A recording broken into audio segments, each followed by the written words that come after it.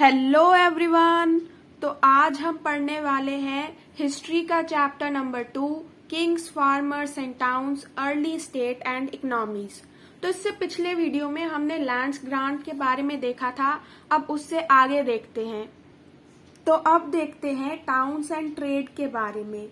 हमने देखा कि जो सिटीज जो होते थे या कोई राज्य होता था तो उसका हमेशा एक कैपिटल होता था, या वहां पे कोई ना कोई बड़ी सिटी होती थी, या फिर कोई ना कोई पॉलिटिकल सेंटर्स होते थे।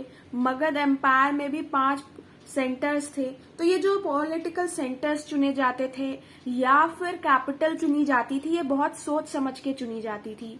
क्यों क्यों चुनी जाती थी बहुत सोच समझकर? क्योंकि उनका मेन कंसर्न यही होता था कि हम जिसको भी अपना पॉलिटिकल सेंटर रखना चाहते हैं या अपना कैपिटल रखना चाहते हैं, वहां पे अच्छी एडमिनिस्ट्रेशन होगी, वहां पे पावर भी राजा की क्या होगी, बहुत होगी।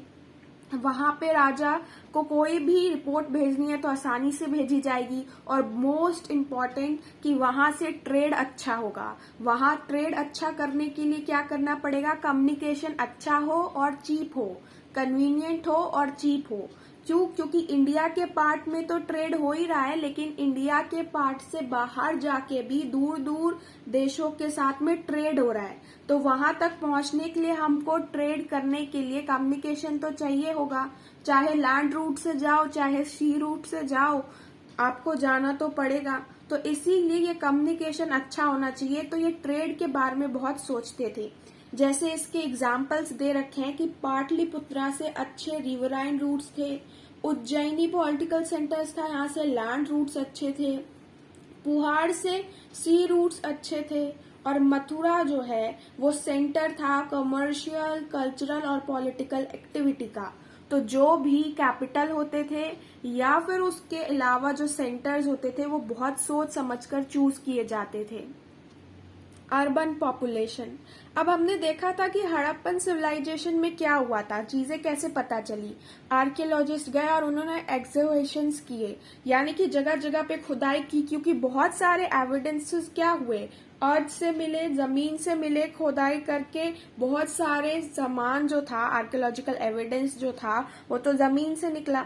लेकिन क्या यही चीज और जगह पे की जा सकती है? तो ऐसा पॉसिबल नहीं है। देखो, जैसे मैंने अभी ऊपर मथुरा का एग्जांपल दिया, तो मथुरा में लोग आज भी रहते हैं।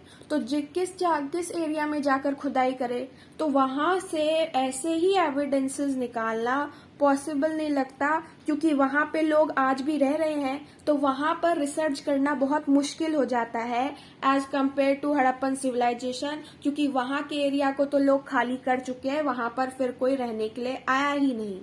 फिर भी जो थोड़े बहुत रिसर्च हुए हैं, जो थोड़े बहुत एविडेंस मिले हैं, वो आर्कियोलॉजिकल एविडेंस मिले हैं। अलग टाइप की पोटरीज मिली है, बाउल मिले हैं, डिशेज मिले हैं, नॉर्दर्न ब्लैक पॉलिश्ड वेयर भी मिले हैं।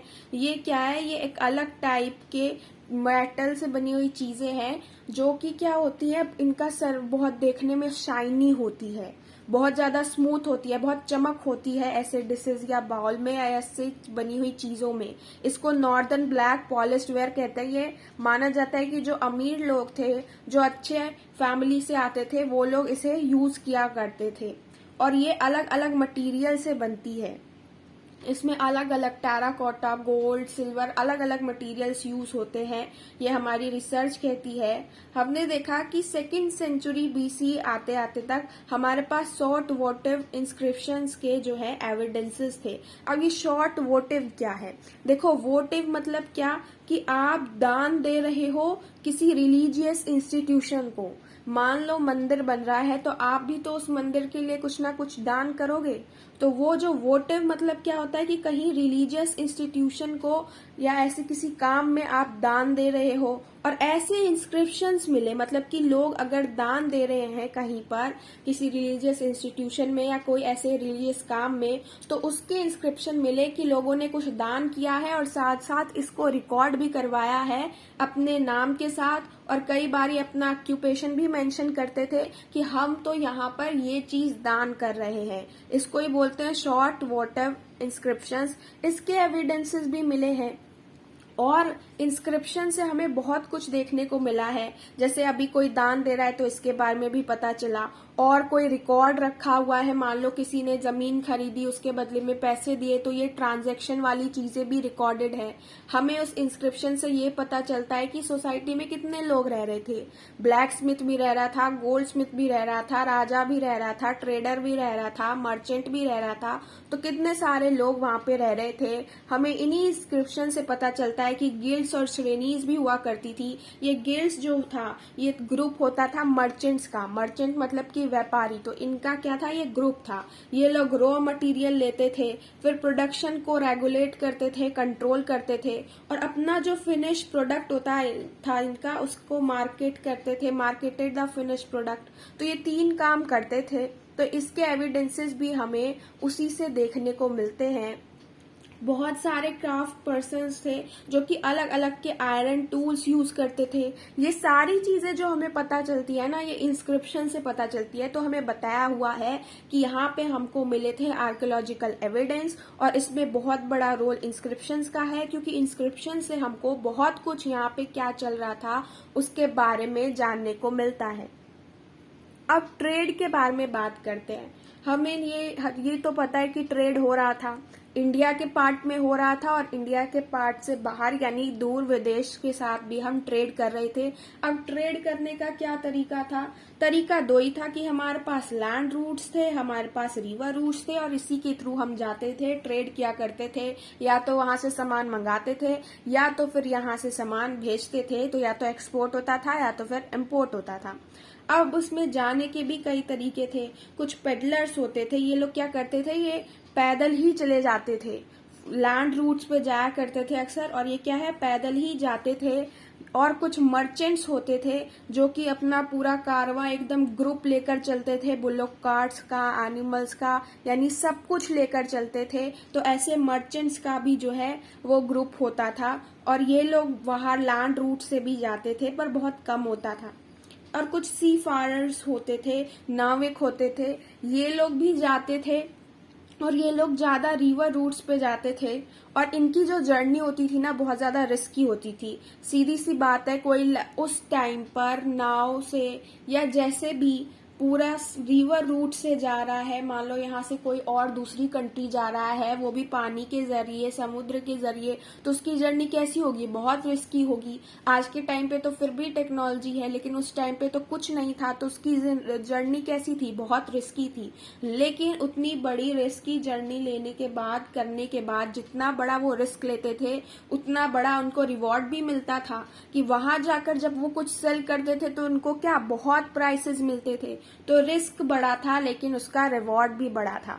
हमें बताया हुआ है कि महासतुवन, ये एक तमिल वर्ड है, सक्सेसफुल मर्चेंट्स के लिए यूज किया जाता था।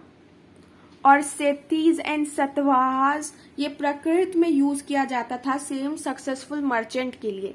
अब ट्रेड तो बहुत सारी चीजों का होता था, जैसे टेक्सटाइल का ट्रेड होता था, कपड़े यहाँ से भेजे जाते थे, ऑर्नामेंट्स भेजे जाते थे, पोट्री, बाउल, डिशेस ये भेजी जाती थी। और सबसे स्पेशल हमारे जो स्पाइसेस थे, जो मसाले थे, उसमें भी पेपर, ये सबसे फेमस था रोमन एम्पायर में, इसके लिए तो ट्रेड होता ही होता था। और वैसे टेक्सटाइल वगैरह भी भेजे जाते थे।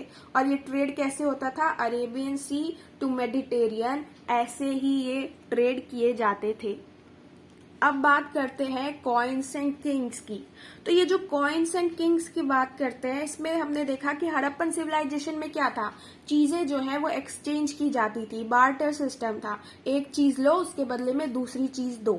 लेकिन बाद में क्या हुआ, वैदिक पीरियड में, कि कॉइन्स आना शुरू हो गए। इस वजह से जो एक्सचेंजेस थे, जो एक्सचेंज किए जाते थे, वो बहुत ज्यादा इजी हो गए। अब आपको कोई भी सामान देना है तो उसके बदले में दूसरा सामान नहीं देना पड़ेगा, आपको बस पैसा पे करना है, कॉइन्स पे करने हैं और सामान लेना है। तो इसमें हमें बताया गया है कि पंच मार्क कॉइन्स जो थे सिल्वर कॉपर के, वो कब से आए, 6th सेंचुरी BC से आए, और ये सबसे पहले कॉइन थे जो आए थे इंडिया में। ये सबसे पहला कॉइन था, इसी से कॉइन की शुरुआत हुई। तो ये पंच मार्क कॉइन था सिल्वर और कॉपर का, जो कि 6th सेंचुरी बीसी से शुरू हो गया था। अब ये जो कॉइन्स वगैरह होते हैं इसको नुमिस्मेटिस्ट पढ़ते हैं। ये कौन लोग होते हैं? ये वो लोग होते हैं जो कि कॉइन्स को पढ़ते हैं, जो पुराने सिक्के मिले उनको पढ़ते हैं और उससे क्या पता लगाते हैं? कमर्शियल नेटवर्क पता लगाते हैं। सिर्फ कॉइन्स को नहीं पढ़ते, कॉइन्स से रिलेटेड इनको कोई भी चीज मिलती है तो उसके बारे में पढ़ते हैं। कहाँ पे पाया ये सिक्का, कैसे कंडीशन में मिला, उससे रिलेटेड कोई स्कल्पचर में अगर कॉइन्स के बारे में लिखा होगा तो उसको भी पढ़ेंगे, उसकी भी स्टडी करेंगे। कमर्शियल नेटवर्क पता लगाते हैं कि कहाँ कहाँ इस सिक्कों से ट्रेड होता था या कहाँ कहाँ से हमारे ट्रेड वाले रिलेशन थे, तो इन सब के बारे में पता लगाते हैं। इस बार क्वेश्चन भी पूछा जाता है कि नुमिस्मेटिस्ट थे कौन, कौन होते हैं ये लोग। तो इन पर क्या है, ये जो सिक्के हैं इन पर सिंबल्स भी होते थे। कॉइन्स पर कई बारी हमने ये देखा कि इस पर कुछ ना कुछ सिंबल्स होते थे, या तो भगवान का या देवता का चित्र बना दिया जाता था, या फिर कई बारी राजा अपना भी चित्र बनवा लेते थे। तो इस पे सिंबल्स देखने को मिलते थे। अब कॉइन जो है वो कोई राजा ही इशू करेगा, हमें ऐसा लगता है। जैसे मान लो एग्जाम्पल दिया हुआ है कि कहीं पे मौर्यन रूलर्स का कहीं पे राज्य था, तो वहां पे कौन वहां पे इशू करेगा कॉइन? तो मौर्यंस ही करेंगे। लेकिन सिर्फ ऐसा नहीं था, सोसाइटी में मर्चेंट्स, ये जो व्यापारी लोग हैं, जो पावरफुल व्यापारी हैं, वो लोग भी अपने कॉइन्स इशू करते थे, बैंकर्स भी करते थे, और टाउन्स पीपल, जो टाउन में रहने वाले लोग हैं उसमें भी कोई पावरफुल लोग है तो वो लोग भी कॉइन्स को इशू कर देते थे। इतना राइट उनके पास भी होता था। तो सिर्फ कॉइन राजा ही इशू करेगा ऐसा नहीं था। अब इंडो ग्रीक्स के ऐसे कॉइन्स थे, ये लोग ऐसे कॉइन लेकर आए जिस पर सबसे पहली बार हमने देखा कि उस पर नाम जो है और जो इमेज है वो भी छपी रहती थी।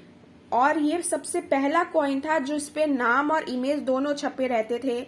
इंडो ग्रीक्स के जो हैं वो लोग नॉर्थ वेस्टर्न एरिया में रूल किया करते थे, और वहां पे हमने देखा कि ऐसे कॉइन्स के हमको एविडेंसेस देखने को मिले। सबसे पहला गोल्ड कॉइन जो है वो 1st सेंचुरी सीई में आया था, और कुशानाज उसको लेकर आए थे।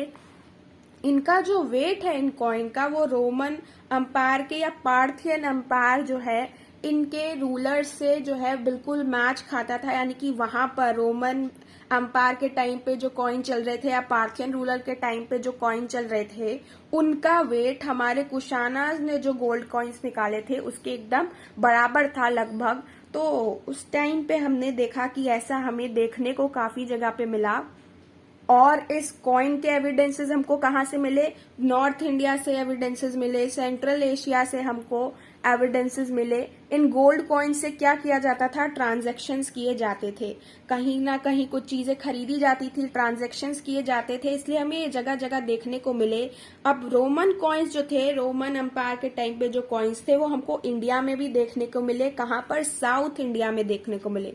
इससे ये नहीं है कि साउथ इंडिया रोमन एम्पायर का हिस्सा था, ऐसा बिल्कुल भी नहीं है। ये हमें बताता है कि साउथ इंडिया का ट्रेड होता होगा रोमन एम्पायर के साथ में, इसीलिए वहां के जो कॉइन्स थे वो इंडिया में देखने को मिले। तो ये बताता है कि हम कितना दूर दूर तक ट्रेड करते थे, हमारे कितने क्लोज कनेक्शंस थे। कुछ ट्राइब्स ने भी अपनी कॉइन्स निकाली है, जैसे योद्धास पंजाब और हरियाणा में थे 1st सेंचुरी सीई में, इन्होंने भी अपने कॉपर कॉइन्स निकाले। अब इनके एविडेंसेस क्या मिले कि जहां पे रहते थे या जहां से हमने ये एविडेंसेस ढूंढे वहां पर हमने खुदाई की जमीन में, और जमीन में से हमको बहुत सारे कॉपर कॉइन्स देखने को मिले जो कि पंजाब और हरियाणा का एरिया था वहां पर। और ये हमारा मानना है कि योद्धास एक ट्राइब थी, उसने इशू किए थे। अब गोल्ड कॉइन्स ना एक और टाइप के थे, यानी कि गुप्ता रूलर्स, बहुत फेमस रूलर्स थे, इन्होंने भी कुछ गोल्ड कॉइन्स इशू किए थे। और इनके गोल्ड कॉइन्स की सबसे बड़ी खासियत क्या थी? क्वालिटी और प्योरिटी। ये इनकी सबसे बड़ी ताकत थी कि बहुत ज्यादा प्योर थे और इसकी क्वालिटी बहुत ही ज्यादा अच्छी थी इन गोल्ड कॉइन्स की। तो ये भी पूछा जाता है कई बारी कि मोस्ट स्पेक्टिकुलर गोल्ड कॉइन्स किसके थे, तो वो गुप्ता रूलर्स के थे। ये कई बारी पूछा जाता है। अच्छा, अब हमने देखे किसने कौन से कॉइन्स इशू किए, और उनकी खासियत क्या थी। लेकिन अब बात करते हैं 6th सेंचुरी सीई की। 6th सेंचुरी सीई तक आते आते हमने देखा कि कॉइन्स के एविडेंसेस देखना बहुत कम मिले। उसके बाद में हमको इतने ज्यादा कॉइन्स के एविडेंसेस नहीं मिले। तो इसका कारण क्या था, तो इसको लेकर सब अपनी अपनी थ्योरी पेश करते हैं। कोई कहता है इकोनॉमिक क्राइसिस थे, कोई कहता है कि 6th सेंचुरी सीई तक आते आते वेस्टर्न रोमन एम्पायर का कोलैप्स हो गया था। इस वजह से क्या हुआ, हमारे ट्रेड भी कोलैप्स हो गए। तो हमारे यहाँ पे उतनी अच्छी जो है वेल्थ नहीं थी और इसलिए हमें एविडेंसेस नहीं देखने को मिलते हैं। कुछ लोगों का बोलना था कि न्यू सिटीज न्यू टाउन्स आ रहे थे और कॉइन्स जो थे वो सर्कुलेशन में थे, इसीलिए हमें कोई भी कॉइन्स के एविडेंसेस नहीं मिले।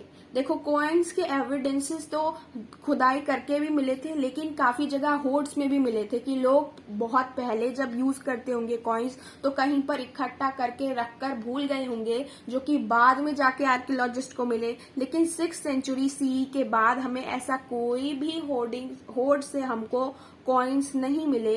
ये भी एक हमें यहाँ पे फैक्ट बताया हुआ है।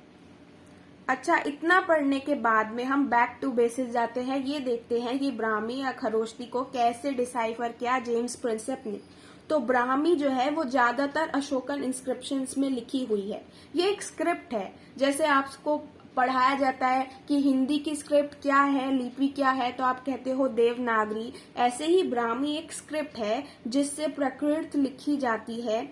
और संस्कृत, पहले कुछ लोग मानते थे कि ये संस्कृत में लिखा हुआ है, बाद में कुछ लोगों ने पता लगाया कि प्रकृत में भी जो स्क्रिप्ट का यूज किया गया है वो ब्राह्मी ही है। तो ये स्क्रिप्ट पढ़ लिया, यानी कि इस लैंग्वेज को समझ जाएंगे क्या लिखा है, बहुत साल पहले अशोका ने क्या लिखवाया था, या और जो टेक्स्ट है इस स्क्रिप्ट में लिखे हुए उसको समझ जाएंगे। इसलिए ब्राह्मी को समझना बहुत ज्यादा इम्पोर्टेंट हो जाता है।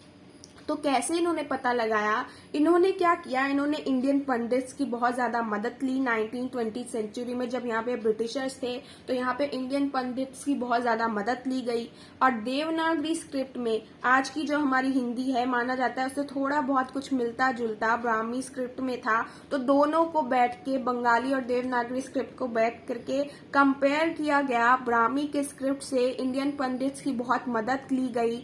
बहुत सारे यहाँ पर ऑफिसर्स आए जिन्होंने अपना दिमाग लगाया, आर्कियोलॉजिस्ट आए, और उनकी बहुत मेहनत के बाद में 1838 में जाकर जेम्स प्रिंसेप ने डिसाइफर कर लिया कि ब्राह्मी स्क्रिप्ट में आखिर क्या लिखा हुआ है। वो ब्राह्मी पढ़ने लगे, वो समझ गए कि ब्राह्मी में क्या क्या लिखा हुआ है, ब्राह्मी को डिसाइफर कर लिया।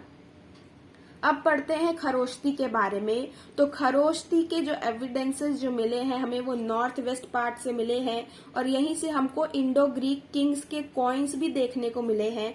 तो हम और इजीली इसके बारे में पता लगाते हैं। यहाँ पर इंडो ग्रीक रूलर्स थे, तो क्या था कि कोई कॉइन वगैरह था, उसमें सेम चीज जो है वो खरोष्टी स्क्रिप्ट में भी लिखी जाती थी और ग्रीक स्क्रिप्ट्स में भी लिखी जाती थी। और खरोष्टी स्क्रिप्ट से क्या प्रकृत लैंग्वेज लिखी जाती थी। तो जब वहां पे ग्रीक स्क्रिप्ट में और साथ साथ खरोष्टी स्क्रिप्ट में एक ही चीज लिखी जा रही है, तो जो लोग, जो यूरोपियन ग्रीक्स पढ़ सकते थे, उनकी हेल्प लेकर खरोष्टी को भी डिसाइफर कर लिया गया। उनके लेटर को कंपेयर करके, उसकी लैंग्वेज को कंपेयर करके यहाँ पर भी आर्कियोलॉजिस्ट ने, ऑफिसर्स ने ये पता लगा लिया कि क्या मतलब है खरोष्टी का, और खरोष्टी को भी क्या है डिसाइफर कर लिया गया था। अब लोग कैसे डिसाइफर करते हैं, कैसे पता लगता है आर्कियोलॉजिस्ट को, उसके बारे में पढ़ते हैं। तो यहाँ पे ना सबसे पहले हम 2 अशोकन इंस्क्रिप्शन के बारे में देखते हैं। सबसे पहला देखते हैं कि काफी जगह पे ना अशोका का नाम डायरेक्ट नहीं लिया हुआ है, वहां पे एक अलग नाम लिया हुआ है।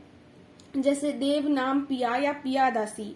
पियादासी का मतलब है प्लेजेंट टू बी होल्ड, और देव नाम पिया का मतलब है बिलव्ड ऑफ द गॉड्स।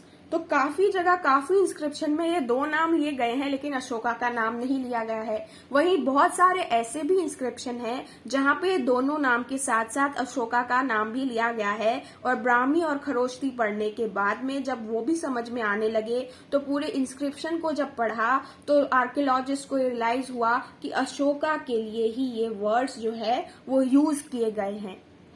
दूसरा इंस्क्रिप्शन हमको बताया हुआ है रिपोर्ट से रिलेटेड कि एक जगह पे अशोका ने ये क्लेम किया हुआ है कि उसके पास जो है रिपोर्ट्स अपने एडमिनिस्ट्रेशन की उतनी जल्दी नहीं पहुंचती थी, वो लेने में कठिनाई थी। तो ये हमसे पूछा गया है कि क्या ये पॉसिबल है। तो हो सकता है ये पॉसिबल हो, जहां पे क्योंकि उसका बहुत बड़ा अंपायर था, तो जहां पे अच्छा कंट्रोल है वहां से रिपोर्ट मंगाना तो आसान है, लेकिन जहां पे वीक कंट्रोल है वहां पे हो सकता है कि एडमिनिस्ट्रेशन की जो रिपोर्ट है वो अशोका तक नहीं पहुंचती हो। तो इन सारे रिपोर्ट से या जो ये इंस्क्रिप्शन है, इससे ये बताने की कोशिश की गई है कि इन रिपोर्ट्स को, इन इंस्क्रिप्शन को पढ़कर लॉजिकली आर्कियोलॉजिस्ट सोचते थे कि क्या ये सही लिखा हुआ है, इसमें क्या इंफॉर्मेशन छुपी हुई है, या फिर ये जो लिखा गया है ये गलत है, ये ऐसे ही लिख दिया गया है। अब यहीं से बहुत सारे क्वेश्चन उठते हैं। हिस्टोरियंस जो होते हैं वो हर एक चीज को सोच कर देखते हैं कि क्या ऐसा पॉसिबल है। जैसे आपने कई बार पढ़ा इंस्क्रिप्शन, अब राजा को कुछ भी लिखवाना होता था तो वो इंस्क्रिप्शन पे लिखवाता था या पिलर पे लिखवा देता था, लेकिन क्या वहां से आने जाने वाले लोग वहां पे रुकते थे, उसको पढ़ते थे? क्या लिटरेसी थी? क्या सारे लोग पढ़े लिखे थे इसलिए राजा लिखवाया करता था ताकि लोग पढ़े, या फिर ऐसे ही लिखवा दिए गए थे? ये कई बारी क्वेश्चन उठता है। वहां पे प्रकृत में लिखा हुआ था काफी जगह इंस्क्रिप्शंस में, तो क्या ये लोगों को समझ में आती थी? क्या लोगों को कहीं पे ब्राह्मी स्क्रिप्ट और कहीं पे खरोष्टी स्क्रिप्ट ये समझ में आती थी? तो ऐसे बहुत सारे क्वेश्चंस थे। जैसे कलिंगा जो है वो अशोका ने जीता था, लेकिन कलिंगा वाले एरिया में हमें अशोका का कोई इंस्क्रिप्शन देखने को नहीं मिलता, बाकी सारे उड़ीसा के एरिया में देखने को मिलता है। तो ये बहुत सारे चीजें जो है यहाँ पर क्वेश्चंस उठाते हैं आर्कियोलॉजिस्ट, हिस्टोरियंस, और उसके बाद एनालाइज करते हैं कि जो इन्फॉर्मेशन उनके सामने रखी गई है, जो चीज उनके सामने रखी गई है वो सही है भी या नहीं। अब पढ़ते हैं अपना last topic, limitation of inscriptional evidence. अब ये इंस्क्रिप्शन को पढ़ने की लिमिटेशन क्या है? कुछ ना कुछ तो लिमिटेशन होगी। तो इनकी लिमिटेशन क्या है? तो लिमिटेशन है टेक्निकल लिमिटेशन, मतलब कि कई बारी जो इंस्क्रिप्शन में लिखा होता है वो बहुत हल्का लिखा होता है या ऐसे लिखा होता है जो समझ में ही नहीं आता।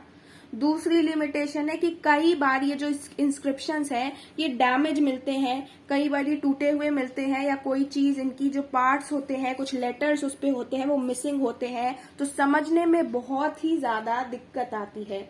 इसलिए हम कभी भी श्योर नहीं होते कि एक्चुअल में इसके एग्जैक्ट मीनिंग क्या है, क्योंकि हमें पता नहीं होता कि उस टाइम पे किस चीज को ये लेकर कहा गया है। तो हम एग्जैक्ट मीनिंग कई बारी इंस्क्रिप्शंस में क्या लिखा है वो नहीं बता पाते। इसलिए आपने अपनी बुक में जगह जगह पे बॉक्सेस में देखा होगा कि कई बारी साइड में पुरानी चीजों के बारे में जब बताया तो साइड में ब्रैकेट में भी कुछ ना कुछ लिखा हुआ है हिस्टोरियंस ने, ताकि वो समझा पाए कि वो किस वे में उस चीज को पढ़ रहे हैं।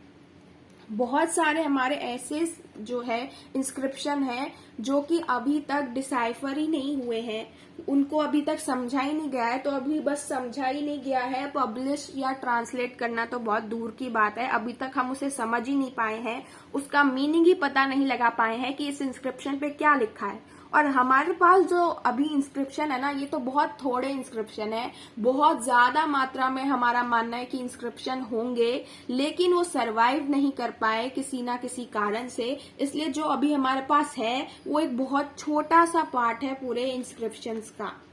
और सबसे इम्पोर्टेंट, हम कुछ चीजों को बहुत ज्यादा इम्पोर्टेंट देखते हैं। हम जब पढ़ते हैं तो हम सिर्फ ये थोड़ी पढ़ते हैं कि राजा ने क्या किया, हम ये भी देखना चाहते हैं कि नॉर्मल लोगों की लाइफ क्या थी, नॉर्मल लोगों का डेली रूटीन क्या था, उनकी खुशियां या उनके दुख क्या थे। तो ऐसी चीजों के बारे में भी पता लगाना चाहते हैं, लेकिन उस टाइम पे इंस्क्रिप्शन में ये सारी चीजें, ये सारे रिकॉर्ड्स दर्ज नहीं किए गए थे। उस टाइम पे बस ग्रैंड इवेंट्स या राजा ने कुछ किया या कोई ट्रांजैक्शन वगैरह ही लिखे जाते थे इंस्क्रिप्शन में। नॉर्मल लोगों की लाइफ का तो सवाल ही नहीं उठता, और हम उस चीज को ज्यादा देखना चाहते हैं। तो ये भी कमी है इंस्क्रिप्शन की कि हम लोगों की डेली रूटीन के बारे में नहीं जान सकते। और सबसे लास्ट कि जो भी इंस्क्रिप्शन पे लिख रहा है बस हमको उसी का पर्सपेक्टिव पता चलता है कि वो क्या सोच रहा है, बाकी किसी के बारे में नहीं पता चलता। मान लो राजा लिखवा रहा है अपने प्रजा के बारे में, तो सिर्फ ये हमें राजा के बारे में पता चल रहा है कि अच्छा राजा ने अपने लोगों के बारे में या अपने लोगों के लिए कुछ लिखवाया है, लेकिन लोगों का कैसा रिएक्शन था ये हमें उस इंस्क्रिप्शन से देखने को नहीं मिलता। सिर्फ एक ही आदमी का पर्सपेक्टिव देखने को मिलता है। तो हमने जितना कुछ पढ़ा उसमें हमने देखा कि 1920 सेंचुरी में आके जो हिस्टोरियंस या आर्कियोलॉजिस्ट काम कर रहे थे उनका ज्यादा इंटरेस्ट था किंग्स के बारे में पढ़ने के लिए, उनकी डायनेस्टीज, उनकी हिस्ट्री के बारे में पढ़ने के लिए। मिड 20th सेंचुरी आते आते हिस्टोरियंस का ज्यादा इंटरेस्ट बढ़ गया इकोनॉमिक चेंजेस को लेकर, सोशल चेंजेस को लेकर। और अभी रीसेंट डिकेड्स में हमने देखा है कि रीसेंट टाइम्स में ज्यादा इंटरेस्ट कहाँ पर है हिस्टोरियंस का, मार्जिनलाइज्ड ग्रुप्स के बारे में। ऐसे ग्रुप जिनको समाज में अच्छा नहीं माना जाता था, जिनको पावर नहीं दी जाती थी, उनके बारे में जानने में अभी हिस्टोरियंस का ज्यादा इंटरेस्ट है। और अब हम मानते हैं कि इसको पढ़ने के लिए बहुत सारी चीजों को फिर से पढ़ना पड़ेगा, इंस्क्रिप्शंस को फिर से पढ़ना पड़ेगा और नई नई टेक्नोलॉजी का इस्तेमाल करके हम पास्ट के बारे में पता लगाएंगे। तो आज की वीडियो में आपका चैप्टर नंबर 2 पूरी तरीके से कंप्लीट हो गया है। नेक्स्ट वीडियो में चैप्टर नंबर 3 स्टार्ट करेंगे। वीडियो एंड करने से पहले मैं आपको बता दूं, मेरा एक और चैनल है अभ्यास, जहां पर आपको इंग्लिश और हिंदी का कंटेंट मिलेगा, जिसका लिंक मैंने डिस्क्रिप्शन में दे दिया है, तो आप वहां जाकर पढ़ सकते हैं। नेक्स्ट वीडियो तक के लिए बाय बाय।